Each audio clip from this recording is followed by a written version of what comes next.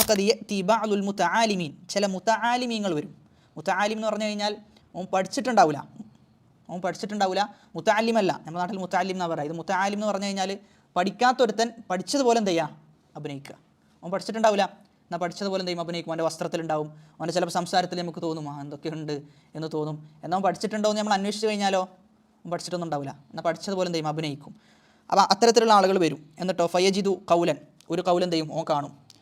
ഫയുഹാബിലു അൻ യഹ്മില നാസ് അലൈഹി, എന്നിട്ട് എന്ത് ചെയ്യും, ജനങ്ങളൊക്കെ ആ കൗലിലിട്ടിട്ടായിരിക്കും എന്ത് ചെയ്യുക, ഓന് വിധിക്കുക.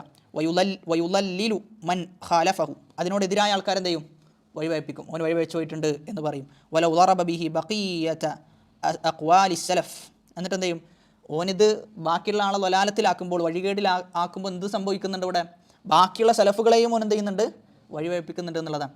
ബാക്കിയുള്ള സലഫുകളും പുറത്തു പോയിട്ടുണ്ട് എന്ന വാദമാണ് അവൻ പറഞ്ഞു വെക്കുന്നത്.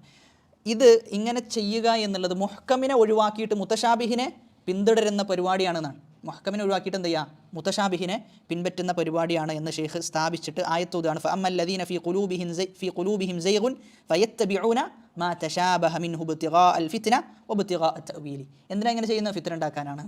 ഇങ്ങനെ ചെയ്യുന്നത് ഫിത്ന ഉണ്ടാക്കാനാണ് എന്നാണ് ഷെയ്ഖ് പറഞ്ഞു വെക്കുന്നത്.